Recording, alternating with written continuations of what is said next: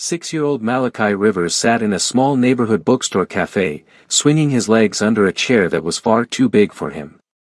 His curious brown eyes were fixed on a tall man across the room. The man had been watching them for almost 5 minutes. Not casually. Not by accident. He was staring. The boy's voice cut through the silence. "Mom, why is that man staring at you?" Nyara Rivers froze.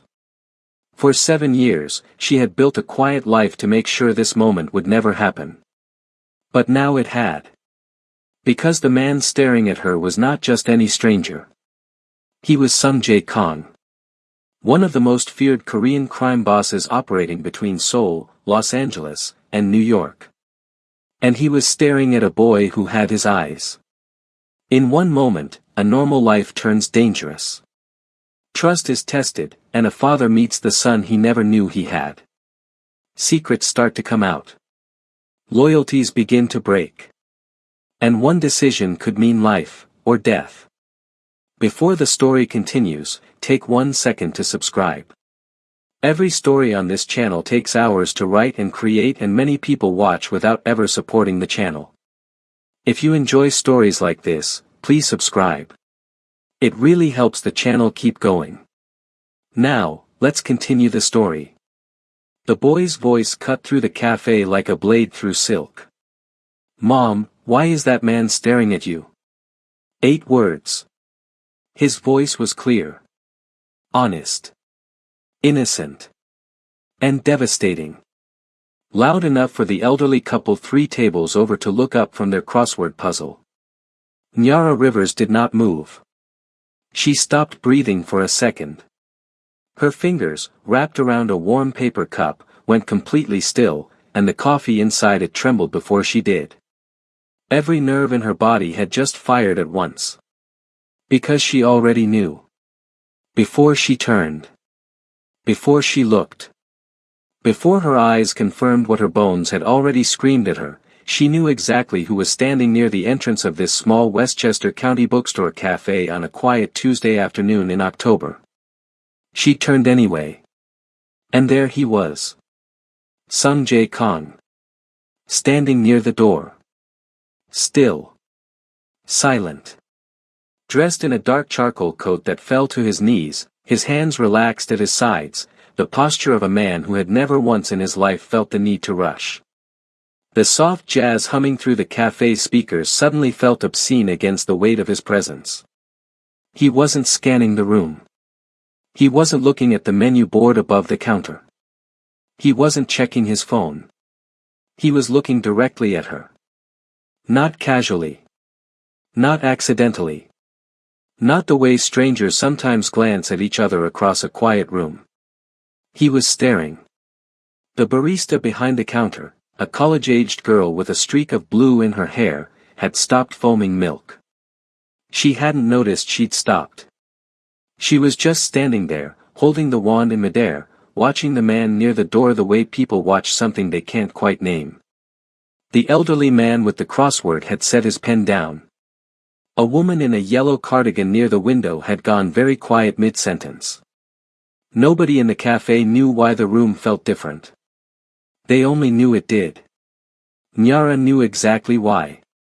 She had spent 7 years building a life specifically designed to never produce this moment. 7 years in a city that had nothing to do with Los Angeles. 7 years under a name no one from that world would search. 7 years of ordinary jobs, ordinary routines, and ordinary silence, all of it constructed around one single purpose. To make sure this man never found her. And yet here he stood. In a bookstore cafe in Westchester County, New York. 30 feet away from her. And 30 feet away from a 6-year-old boy with his exact jawline. Malachi had swung back around in his chair and was now watching his mother's face with the kind of sharp attention children develop when they sense their parents are hiding something. His small brow furrowed. "Mom. You're not answering." Nyara opened her mouth. Nothing came out. "If you had hidden a child for 7 years to protect him, would you tell the truth now?" Right now, In this moment, with nowhere to run. Before we proceed, kindly tell us where you're watching from and what time it is, because what happens in the next few minutes is going to change everything you thought you knew about this story. Nyara set down her coffee cup. Her hands were shaking. She pressed them flat against the table. Sung Jae had not moved from the doorway. He was still watching her with an expression she could not fully read, and that was what frightened her most. She had always been able to read him. 7 years ago, she had learned his silences the way sailors learn weather. The tight jaw meant controlled anger. The slow blink meant he was calculating. The stillness, this stillness, the absolute, practiced stillness, meant he had already made a decision that the rest of the room hadn't caught up to yet. He had already decided something. She just didn't know what. What she did know was this: the real danger in this room was not whatever decision Sung Jae Kong had just made. The real danger was the people who had tried to bury her 7 years ago, people who still believed they had succeeded. People who, if they learned she was alive, would not send a warning. They would simply finish what they started. And those people moved in the same world as the man now walking toward her. Slow. Measured. Each step quiet on the hardwood floor. A woman near the pastry display stepped sideways without realizing it, creating space she hadn't intended to give. A man by the magazine rack turned slightly, unconsciously angling away from the path Sung Jae was cutting through the room. People always moved for him. They never understood why. Malachi watched the tall man approach with wide, curious eyes. Then, with the complete fearlessness that only belongs to children, he raised one small hand and waved. Sung Jae stopped. He looked at the boy. Something passed across his face, fast, barely visible, gone before it could be named. Then he looked at Nyara. Then back at the boy. His eyes moved the way a man's eyes move when a number he has been running in his head for years suddenly produces an answer he wasn't prepared for. He stepped up to the table. He said nothing. For 3 full seconds, the cafe held its breath. Then Malachi looked straight up at him and asked, with the calm confidence of a child who had never once been taught to fear the world. "Do you know my mom?" Sung Jae's jaw tightened. His gaze moved from the boy, slowly, deliberately, to Nyara. And in a voice so low only she could hear it, he said one word. One word that had not left his mouth in 7 years. Nyara. Her name sounded like something he had kept locked in a room inside himself, and the door had just broken open. Subscribe to see how this unfolds, and comment where you're watching from. I would love to say hello and know just how far our story is reaching. The black SUV didn't slow down before it hit the curb. It jumped it. All 4 tires, full speed, scraping concrete hard enough to leave a scar on the Beverly Hills pavement before skidding sideways into the private clinic's rear parking lot at 11:47 on a Wednesday night. Nyara Rivers heard the tires first.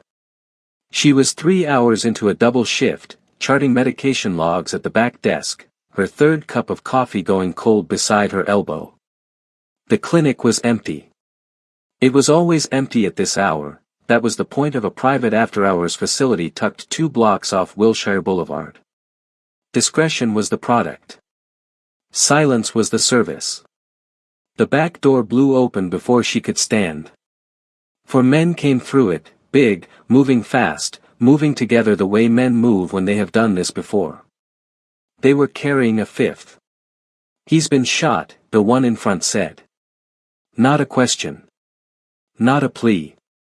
A statement of fact delivered the way someone reads a weather report. "Fix him." The man they were carrying was unconscious. His white dress shirt had gone almost entirely red from the collar down. He was tall, broad across the shoulders, and his head hung at the angle of someone whose body had simply stopped cooperating. They laid him on the treatment table, and the overhead light caught his face. Sharp features. Dark hair soaked with sweat. A jaw set hard even in unconsciousness, like his body refused to look weak even when it had no choice. Nyara was already moving. She had pulled on gloves before they finished setting him down. Her training didn't ask her heart rate for permission. Her hands found the wound, assessed the entry point, reached for the tray. How long ago? She asked without looking up. 20 minutes. Anyone call 911? Silence. She already knew the answer. She didn't ask again. The four men spread out across the room without being told, one near the door, one by the window, one beside the table watching her hands with eyes that had no warmth in them. The fourth stood slightly behind the others, and Nyara caught something in his posture. He wasn't guarding the room. He was guarding the man on the table. There was a difference, and she felt it. She worked fast. The bullet had missed the lung by less than 2 inches. She packed the wound, got a line in, monitored his pressure as it climbed back towards something that looked survivable. The room smelled of iron and gun oil and the faint trace of a cologne too expensive to name. It was while cutting away the rest of the shirt that she saw it. Left side, beneath the ribs. A tattoo, black ink, precise as calligraphy. A tiger mid-leap, its body coiled around a vertical column of Korean characters. The lines were old enough to have settled into the skin but sharp enough that whoever had drawn them had done it with intention. She didn't pause. She didn't react. But the man nearest the table had seen her eyes move. He said something in Korean, low, flat, directed at the one by the door. The one by the door looked at Nyara and said nothing. She kept her hands moving. Clean the field. Close the wound. Do the job. She was sealing the last suture when the man on the table opened his eyes. It happened without warning. No gradual flutter, no slow return. One moment he was under. The next, his eyes were open and fixed directly on her face with a clarity that had no business existing in a man who had just lost that much blood. She didn't flinch. She held his gaze for exactly 1 second and said, "You'll live." Then she looked back at her work. He didn't speak. He didn't move. But something shifted in the room the moment those 2 words left her mouth. She felt it the way you feel a change in air pressure before a storm. The men around the table became slightly less rigid. As if her certainty had granted permission for the tension to drop 1 degree. She stepped back, stripped her gloves, and began charting exactly what she had done and exactly what she had used. Standard procedure. Her hands did not shake. The men collected themselves. The one nearest the table said something to the others. The unconscious man, now merely sedated, was moved with the same efficiency with which he'd arrived. They were gone in 4 minutes. No names. No explanations. No thank you. Just the sound of tires on pavement again, fading east toward the 405. Nyara stood alone in the treatment room. She looked at the red-soaked gauze in the waste bin. At the suture packaging on the tray. At the faint bloodstain on the edge of the table that the men hadn't noticed in their rush. Then she finished her chart, washed her hands, and poured out her cold coffee. She told herself she would forget about it by morning. She was wrong. 3 weeks later, at 2 in the afternoon on a Thursday, the back door of the clinic opened again. This time, no one was bleeding. He walked in alone. Same dark coat, different shirt, cream this time, open at the collar, no tie. The posture she recognized instantly. That particular stillness. The way he occupied space without appearing to take up too much of it, which somehow made him seem larger than the room. He looked at Nyara across the empty reception area. No urgency. No performance. "You saved my life," he said. His English was precise, carrying the soft edge of a Seoul accent that had been worn smooth by years of international boardrooms and late negotiations. Nyara didn't look up from the file she was holding. "I did my job. Most people would have panicked. Most people haven't worked a trauma shift at County USC." He was quiet for a moment. She finally looked at him. He was studying her the way a person studies something they cannot immediately categorize, not with suspicion, but with the focused attention of someone who rarely encounters things that surprise them. "I want to compensate you," he said. "The clinic has a billing department." Something moved in his expression. Not quite a smile. The suggestion of one. "That's not what I meant." "I know what you meant." She set the file down. "I didn't treat you for a reward. I treated you because you were on my table and you needed stitching. That's all it was." He looked at her for a long moment. Then he nodded once. Turned. Walked toward the door. Nyara watched him go and told herself, again, that it was over. Before he reached the door, he stopped. His back still to her, he said something quietly, in Korean. To the air, it seemed. Because there was no one else in the room. But when she looked toward the window, she caught the shadow of a figure outside that she hadn't noticed before. Someone had been there the whole time. And as the shadow moved away, Nyara felt the first cold thread of something she couldn't name pull itself loose inside her chest. Most people run from men like that. Would you have stayed to find out why he came back? Subscribe before the truth gets dangerous, because what happened next was never supposed to happen at all. He came back on a Tuesday. Not for treatment. Not with an explanation. He simply walked in during the last hour of her shift, sat down in the chair beside the small desk in the back office where she filed discharge paperwork, and said, "Tell me how you ended up in Beverly Hills on a night shift salary." It wasn't a threat. It wasn't a compliment. It was curiosity. Unguarded. The kind that can only come from someone who had spent so long surrounded by people performing emotions that a real one had become foreign to him. Nyara looked at him over the stack of files and said, "Tell me why a man like you cares." He almost smiled. "A man like me. You know what you are." "Yes," he said simply. "I do." That was the first conversation. It lasted 40 minutes. They did not exchange phone numbers. They did not agree to meet again. He left when a staff member came through the back hallway, and he left the way smoke leaves a room, gradually, without announcement. He was back the following Thursday. And the Thursday after that. By the fourth week, Nyara stopped pretending she was surprised. Their meetings moved from the clinic to the outside world, slowly, the way trust moves when both people know it could be a mistake. A coffee at a quiet Koreatown spot on 6th Street. Then dinner at a small Thai restaurant in Silver Lake with no valet, no velvet rope, and no one looking twice at anyone. He never took her anywhere that required a reservation in his name. She noticed that, and she didn't ask why. He talked carefully at first. Partial sentences. Fragments. His father had been killed when Sung-jae was 23. Shot at a dinner in Busan that was supposed to be a peace agreement.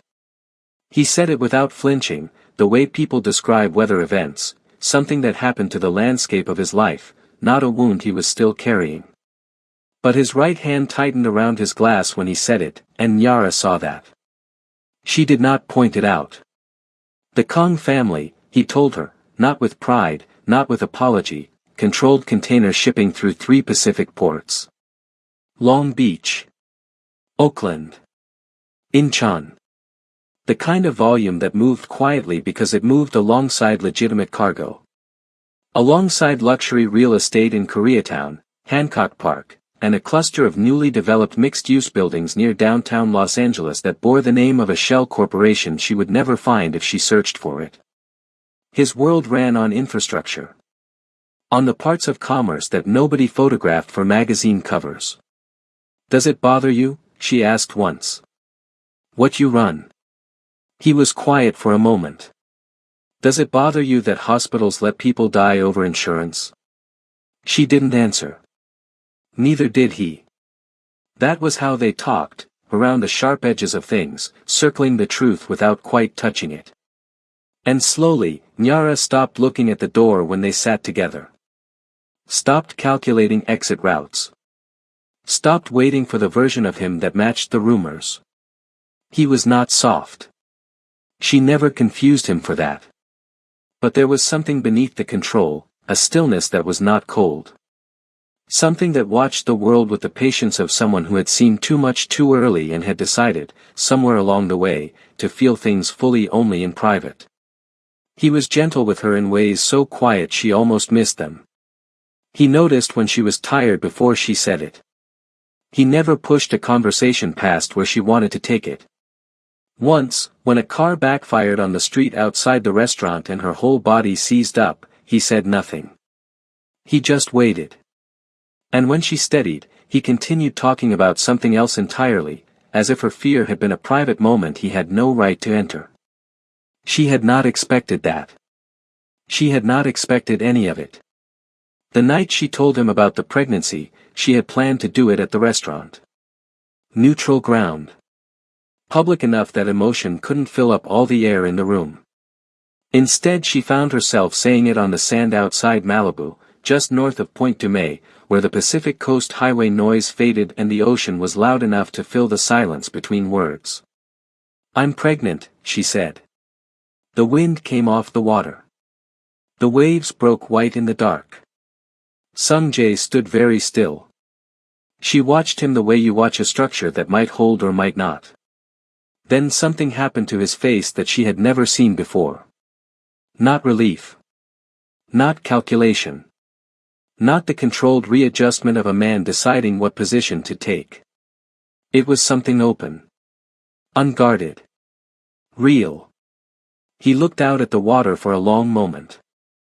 Then he said, quietly, "My son." Not a question. A declaration. Like he had already decided, in those few seconds, exactly who this child was going to be to him. Nyara felt something in her chest loosen, some tension she had been holding so long she'd stopped noticing it. For the first time in as long as she could remember, she let herself believe that something was going to be all right. Would you have trusted him in that moment? A man with that much power and that many enemies, holding something as fragile as hope. That peace lasted exactly 19 days. Because 3,000 miles of ocean and concrete away, in a glass-walled office above Koreatown, a man named Dae-hyun Kang sat across from one of his lieutenants and listened to a report he had not asked for but had been expecting. Sung Jae had a woman. The woman was pregnant. Dae-hyun said nothing when he heard it. He set down his pen with the care of someone who does not waste movements. He looked out the window at the city grid below, all that light, all that money, all that structure that his cousin controlled and he did not. An heir changed everything. A son gave Sung Jae something he had never had before. A reason that had nothing to do with power. And men with reasons beyond power were either the most dangerous men alive, or the most vulnerable. Dae-hyun picked his pen back up and drew a slow, deliberate circle on the paper in front of him. He was still deciding which one his cousin was going to be. He would have his answer soon enough. The door came off its hinges at 2:09 in the morning. No knock. No warning. Just the crack of a frame splitting and 4 men moving through Nyara's Inglewood apartment with the certainty of people given an address and a job. She was already awake.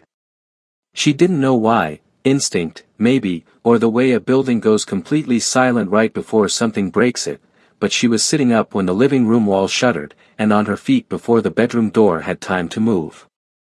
She did not scream. She grabbed the go bag from under the bed. She had packed it 3 weeks earlier, the night she came home from Malibu, and understood, with the cold clarity that follows a moment of real happiness, that she was now a target. That carrying Sung Jae Kang's child had made her something she never intended to become. Leverage. The fire escape window was already unlatched. She had done that the same night she packed the bag, 2 weeks before she let herself believe she would ever actually need it. She went through it as the men reached the bedroom. October air hit her face hard.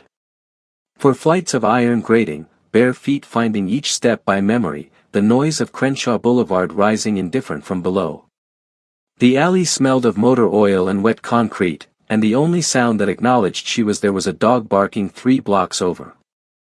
She dropped the last 6 feet and hit the ground on both palms and one knee. Felt the skin split open. Ran anyway. 2 blocks east, pressed between a laundromat and a shut beauty supply store, a black car pulled to the curb beside her. The window came down. Junho Park leaned across the passenger seat, eyes already moving past her to scan the street behind. Get in. Now.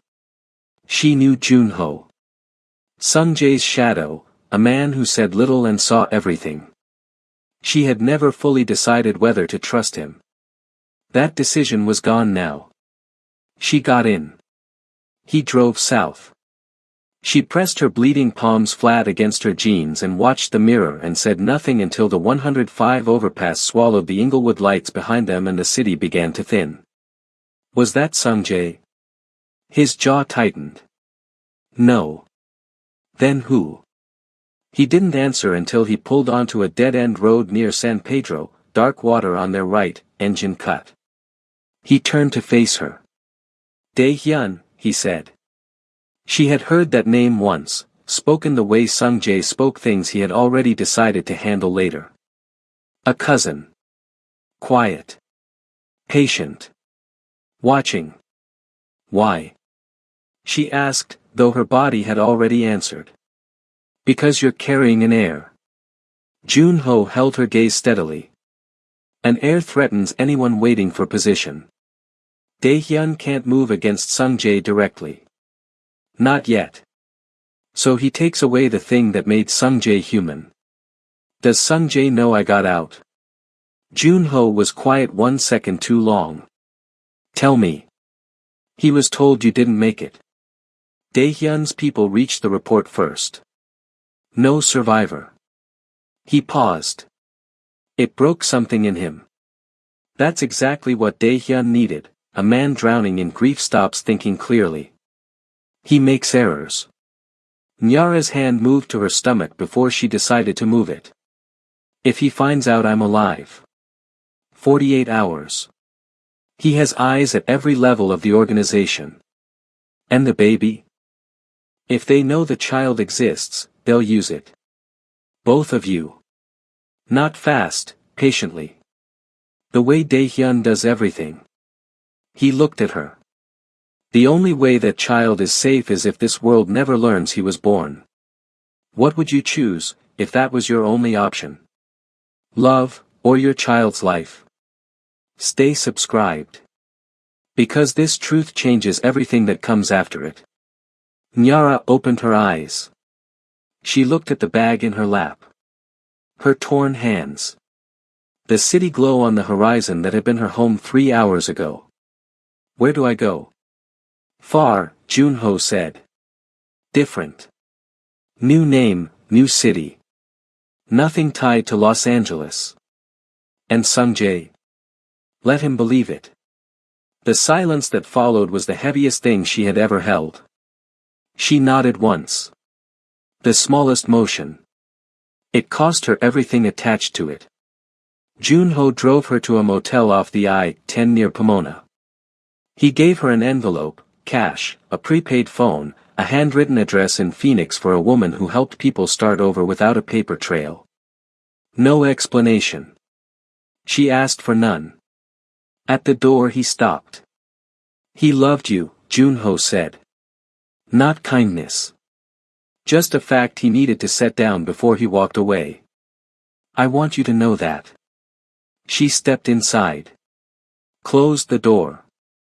Sat in the dark on the edge of the bed and pressed both hands flat against her stomach. She did not make a sound.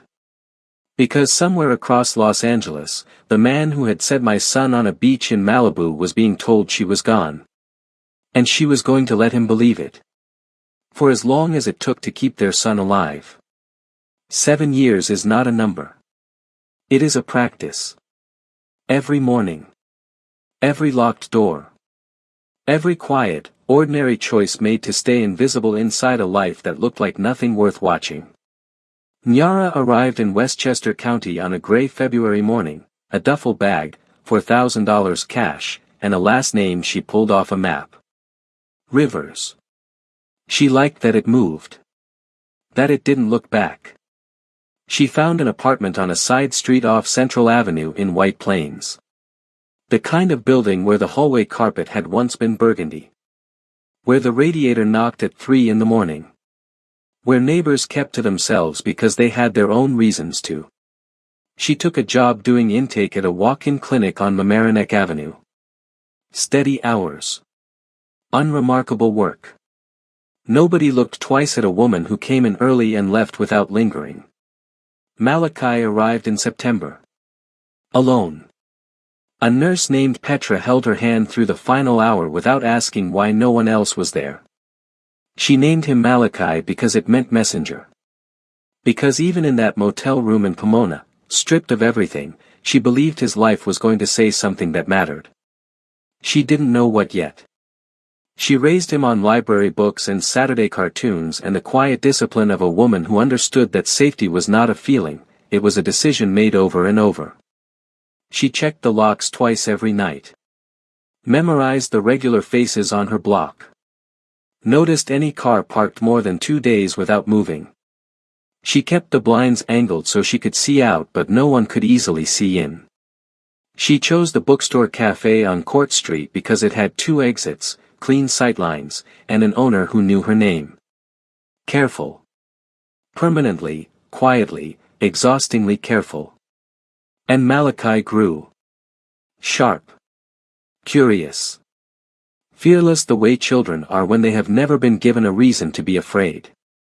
He made friends fast, held grudges for about 4 minutes, and asked questions about everything with a directness that made his teachers want to answer him fully. He asked about his father at age 4. Nyara told him it was someone from a long time ago. That life had carried them different ways. She said it the same way every time, level, calm, unchanged, until the answer became a wall that Malachi had learned, without being told, not to lean against too hard. He was too sharp not to notice she was afraid of that question. He was too kind to say so. Across the country and an ocean, Sung Jae Kong was becoming something colder. The grief had not broken him. It had sealed him shut. Whatever had briefly been open during those months with Nyara had hardened into something more precise and far more dangerous than what he had been before. 3 men left his organization in the first 6 months. Quietly. Permanently. Men whose loyalty he had never fully confirmed. After Nyara, he stopped extending that benefit to anyone. He expanded. Shipping agreements through Long Beach. A holding company in Delaware quietly picking up properties in Greenwich and Palm Beach over 3 years. His name appeared on nothing. It never did. But his weight was felt in the way rooms shifted when he entered them, even rooms where no one said his name. He was building walls. The kind designed to make sure nothing could reach him the way she once had. It almost worked. Except for the investigation he could not let go of. For 3 years, working entirely outside the formal organization, he had been pulling apart the night Nyara died. The report had always sat wrong, too clean, too finished. The kind of smooth that comes from editing, not from things actually being simple. Small things. A timeline gap. A witness report filed without a name. 40 missing minutes in the movements of 2 men who arrived first at the scene. He kept following it. The trail led somewhere. Every time he got close it went cold, not a dead end. Frozen deliberately. Someone inside was keeping something buried. He just hadn't confirmed who yet. On a Tuesday morning in October, Nyara helped Malachi into his jacket and told him they could stop at the bookstore cafe before errands. He said yes before she finished. He always said yes to the cafe. They arrived at 10:30. Hot chocolate for Malachi. Medium drip for Nyara. A blueberry scone to split. Their usual table near the window. Quiet inside. Warm. The kind of morning that asks nothing. Malachi was stacking sugar packets into a small fortress when the bell above the cafe door chimed. Nyara reached for her coffee. She felt the shift before she looked, that specific change in a room's silence she had not felt in 7 years. Her hand stopped. Because the man standing in the doorway of that small bookstore cafe in White Plains, New York, on a Tuesday morning, was Sung Jae Kang. And he was already looking directly at her. Time did not slow. It stopped. Nyara's coffee cup froze halfway to her mouth. The cafe moved around her, espresso machine, jazz, the low murmur of the man with the newspaper, but all of it had gone to the edges. There was only the doorway. The man inside it.